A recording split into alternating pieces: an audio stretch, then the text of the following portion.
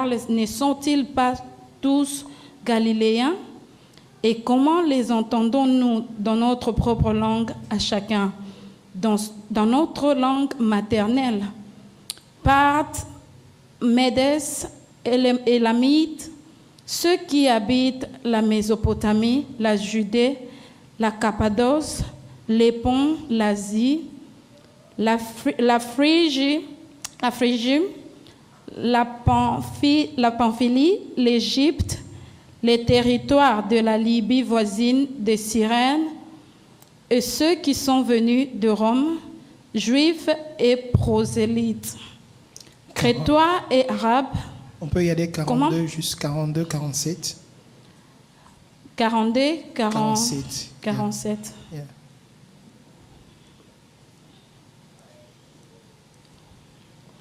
J'ai lu au nom de Jésus. Ils persévèrent dans l'enseignement des apôtres, dans la communion fraternelle, dans la fraction du pain et dans les prières.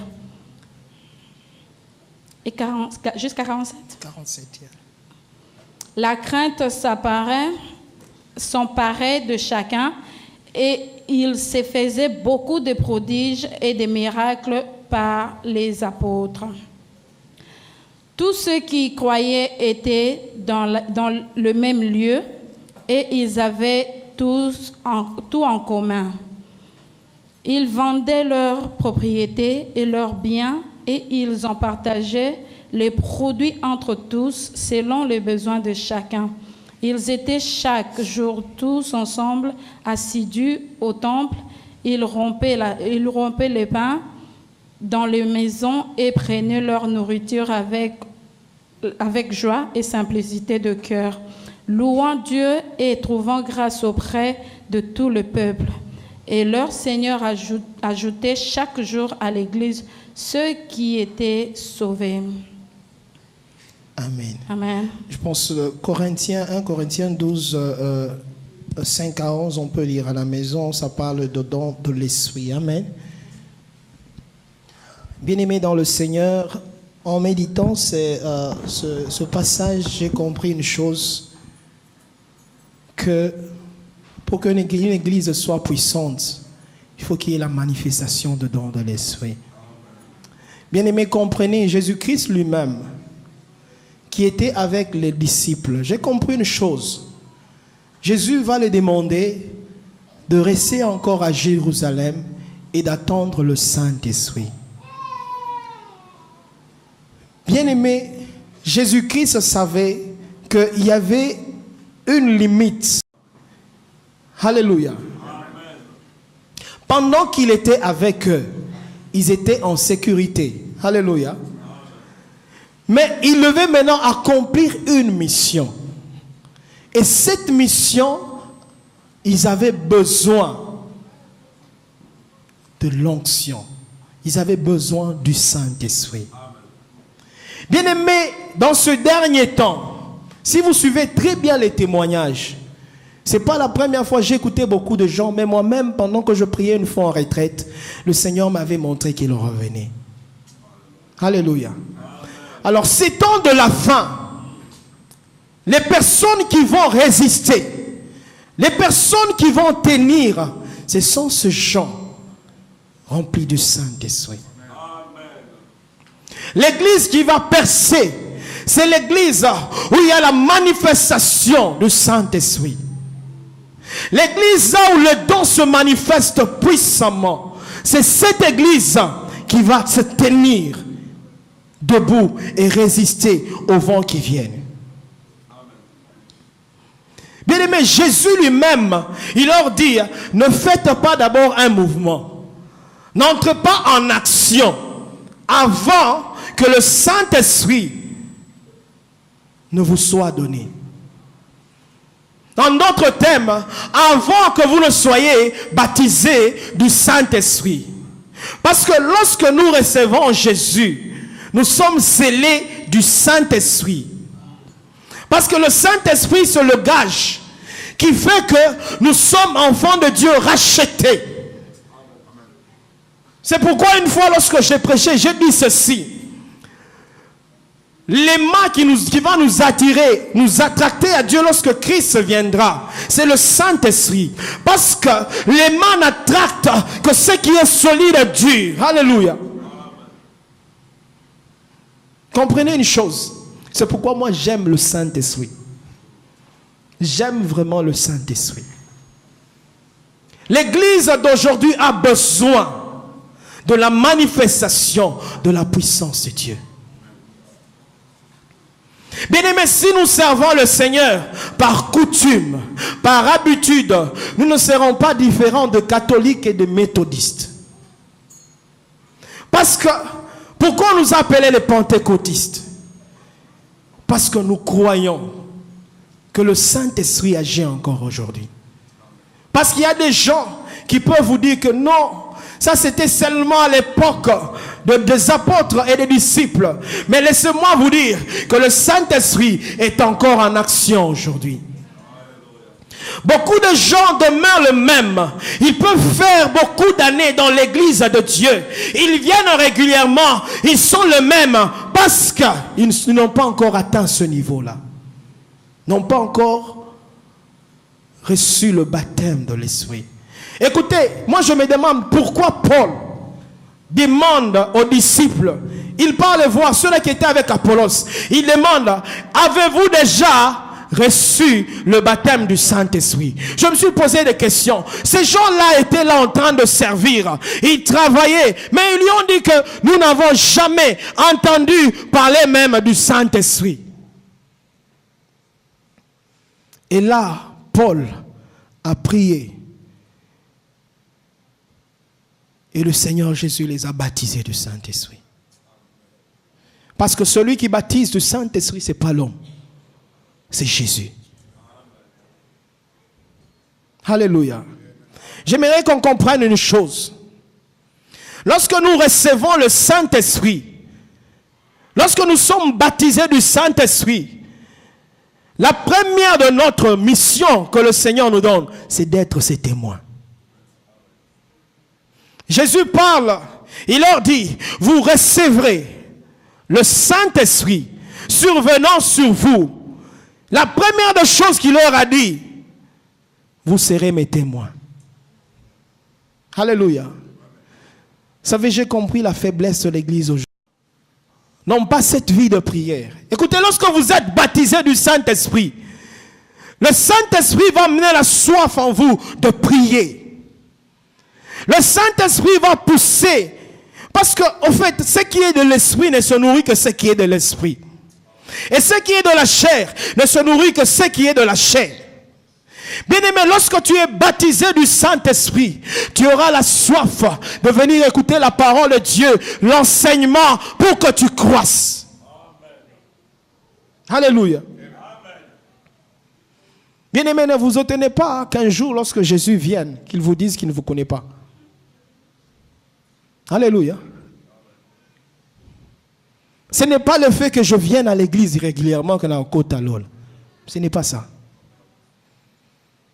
Écoutez bien aimé, j'ai compris que même le diable connaît ce secret. Alors il empêche les enfants de Dieu à prier. Il empêche les enfants de Dieu à demander le baptême du Saint-Esprit. Et Paul insiste, aspirez aux dons les meilleurs. Écoutez, dans cette église, le Seigneur va commencer à faire des choses. Et que si tu es un pécheur, tu vas fuir. Alléluia. Dans cette église, pendant que je prie ces derniers temps, le Seigneur me fait comprendre qu'il a un objectif qui est, il va amener le surnaturel. Il y aura des miracles qui vont commencer à se passer, non pas à cause d'un homme, mais à cause de Dieu, à cause de la présence de l'Esprit de Dieu.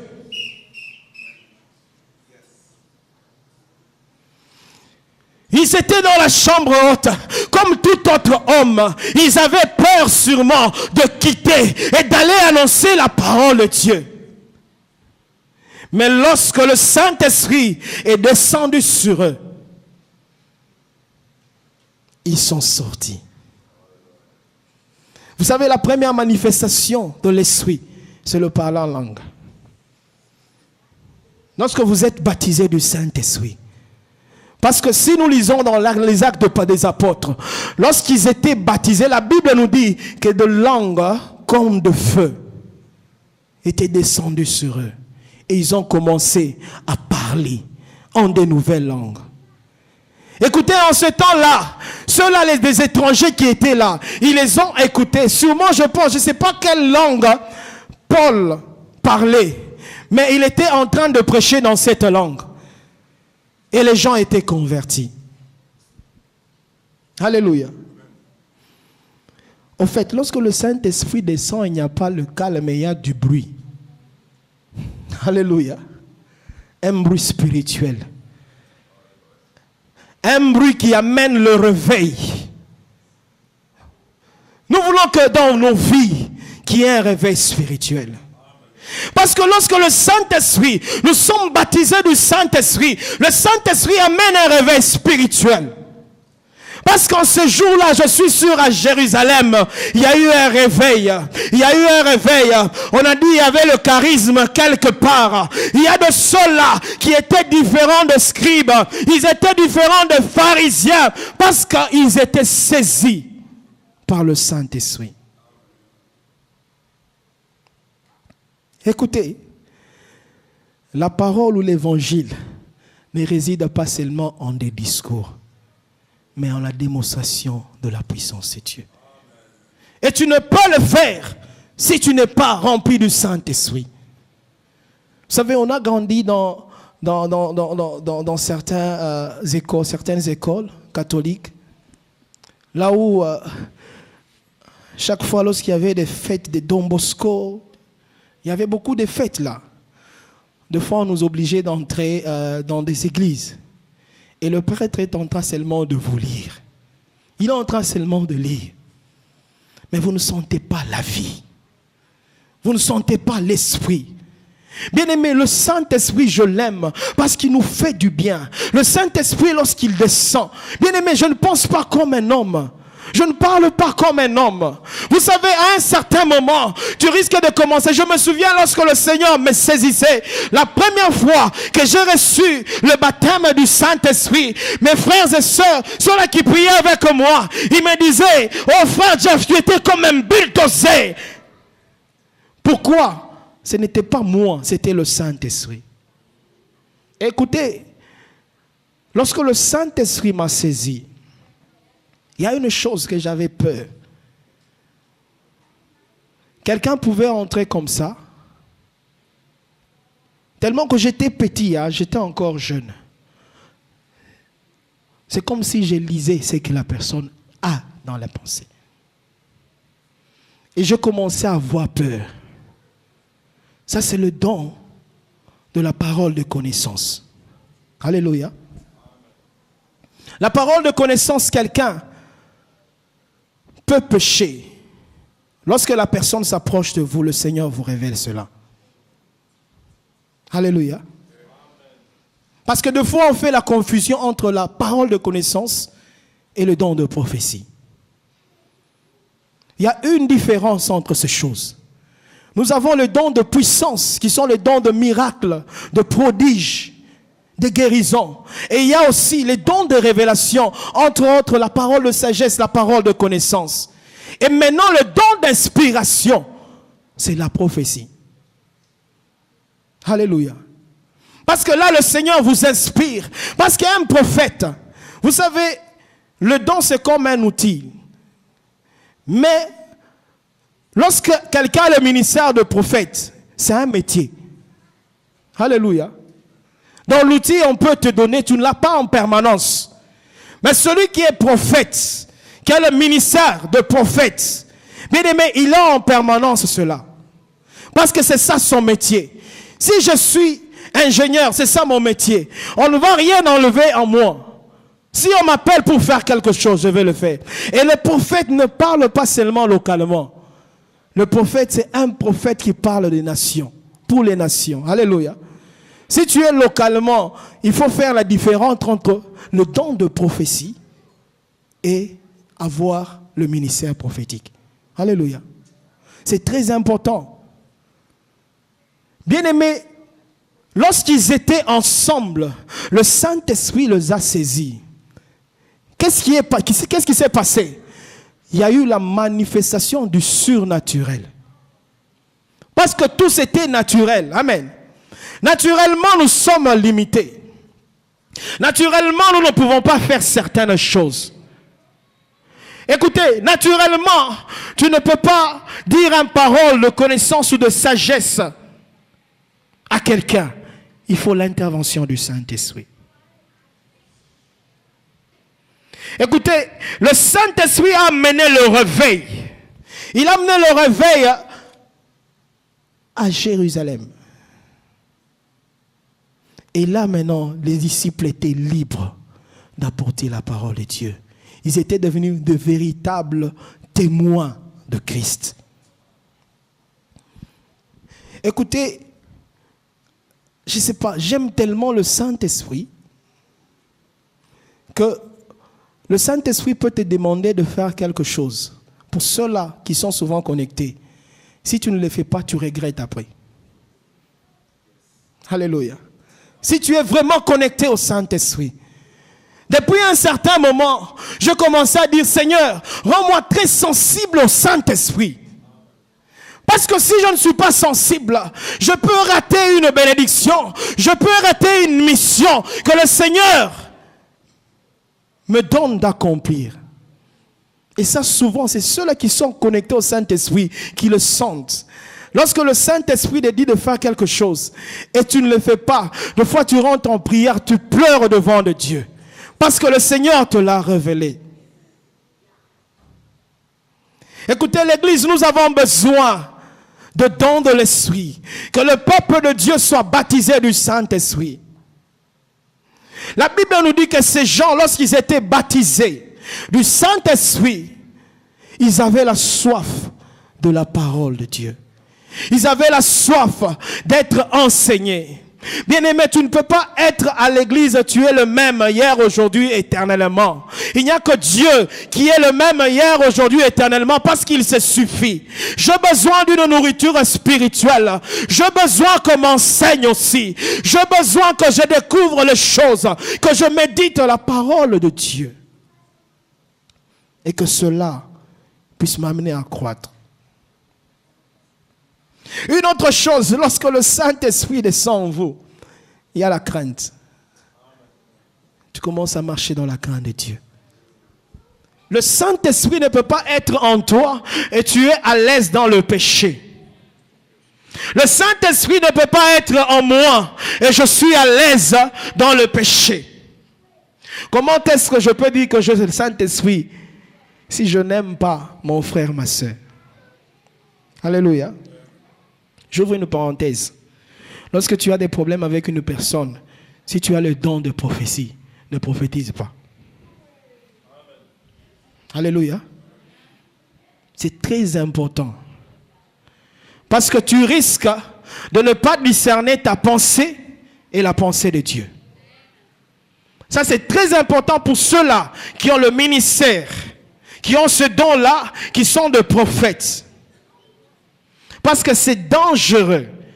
Tu risques de croire que c'est Dieu qui te parle, mais ce sont tes pensées. Parce que nous voulons que cette église soit une église de prophètes.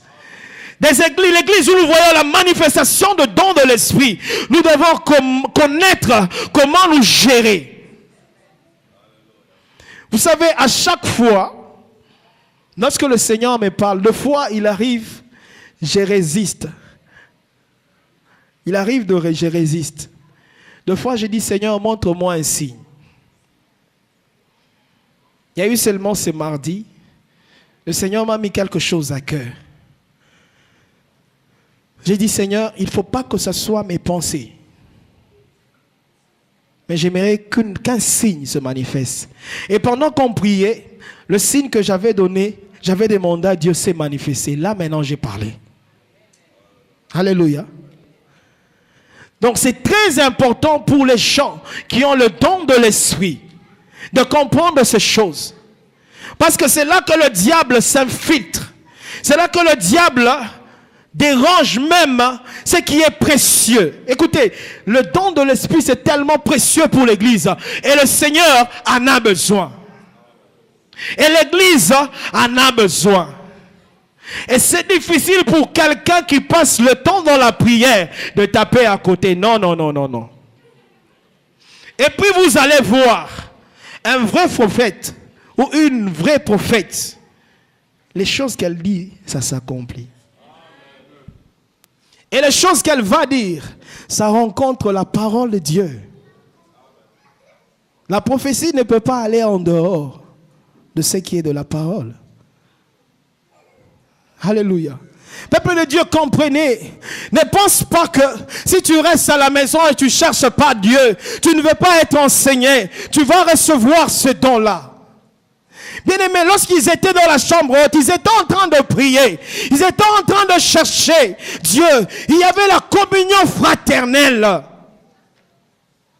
Et là, nous voyons par là l'unité. Alléluia. Ils avaient une même pensée. Ils étaient unis. Et là, le Saint-Esprit est descendu. Alléluia. J'aime le Saint-Esprit. Bien-aimé, j'aime le Saint-Esprit parce que le Saint-Esprit me fait du bien. Peut-être là où je me sens que je suis faible, le Saint-Esprit vient et il me fortifie. Écoutez, ces gens avaient la joie. Là où nous avons lu dans Actes. Écoutez, parmi les enfants de Dieu, lorsque le Saint-Esprit agit, bien aimé, il n'y a pas de tristesse. Même si tu as le problème, tu oublies tes problèmes, tu commences à louer Dieu, tu commences à chanter avec joie, parce que ce qui se passe en toi, c'est le surnaturel. Tu ne vis pas comme un naturel, mais tu vis comme un Dieu. C'est pourquoi la Bible nous dit, ne vous ai-je pas dit que vous êtes de Dieu, mais vous mourrez comme des hommes. Écoutez, le Saint-Esprit, à chaque fois lorsque je marche, de partout où je pars, il me rappelle toujours que j'attends Jésus-Christ. J'attends la venue de Christ. Et par là, je veux marcher dans la crainte de Dieu. Et par là, je crains Dieu. Parce que je sais que anytime Jesus Christ can come.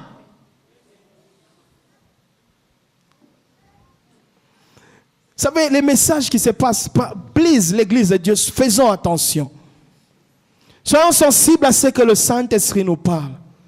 Il y a des messages qui viennent, qui reviennent. C'est le Seigneur qui est en train d'aviser son église. Mais s'il y a des gens qui sont distraits, c'est les chrétiens. Ils ne s'attachent pas à la prière. Ils ne s'attachent pas aux enseignements. Bien aimé, même si tu es busy, tu dois toujours donner le temps à Dieu. Même si tu es busy n'importe comment, il faut du temps pour Dieu.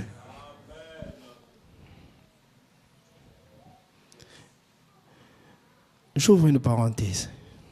Chaque mardi ici, il y a prière. Des fois, certains leaders ou certains ne sont pas là à cause du travail, on peut comprendre. Est-ce que c'est régulièrement? C'est pas régulièrement. Où est ton amour pour Dieu? Le Saint-Esprit ne peut pas te laisser tranquille.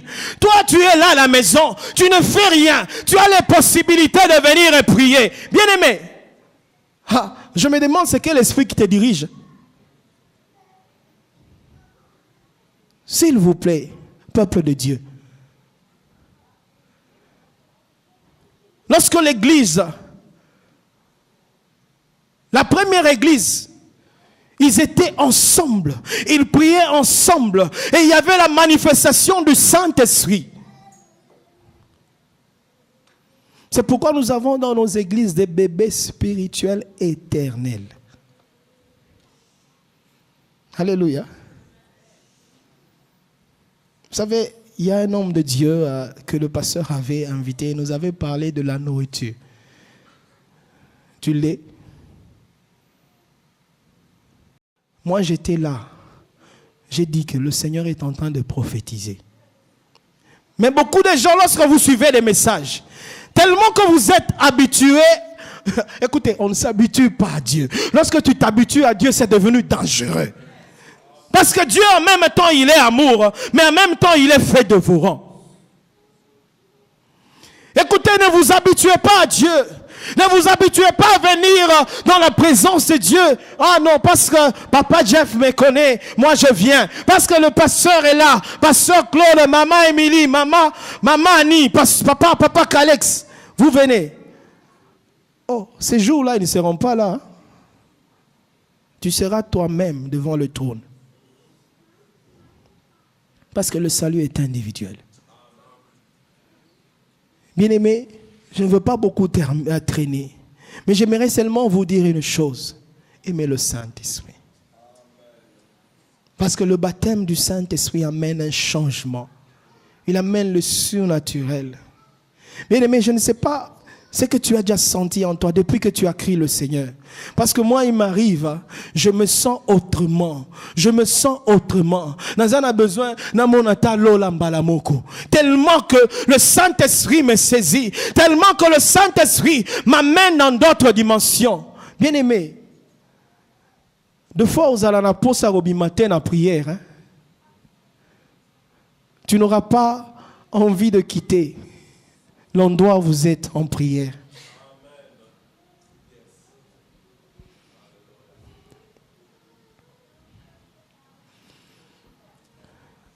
Bien-aimés, j'aimerais nous demander une chose. Tenons-nous debout dans la prière. Tiens-toi d'abord debout, particulièrement, pour toi-même. Prie. Cherche la face de Dieu. Le Seigneur va se révéler à toi. Et nous ne pouvons les obtenir que par la prière. Il y a le don de puissance, le don de révélation, le don d'inspiration. Paul nous recommande d'aspirer aux dons les meilleurs. Bien-aimé, chaque mardi, il y a prière ici. Si tu es libre, viens prier. Viens chercher la face de Dieu. Tu ne peux pas rester au même stage d'enfant spirituel, de bébé spirituel. Lève-toi. Comme Josué l'a dit, moi et ma maison, nous servirons l'Éternel. Tiens-toi debout. Moi, je prie même pour mes enfants, que le Saint-Esprit les utilise puissamment. Que déjà, dès leur bas âge là, que le Saint-Esprit le saisisse. Qu'il commence à parler, à prophétiser, à voir des choses pour la gloire de Dieu. Seulement, j'aimerais vous dire une chose. Le Seigneur va faire des grandes choses dans cette église. Amen. Il n'y a que ceux-là qui sont connectés qui vont recevoir. Et je nous demanderai d'être à l'écoute du Saint-Esprit. Soyons connectés au Saint-Esprit. Soyons sensibles au Saint-Esprit. La dernière des choses que ces gens faisaient, il y avait le don de libéralité.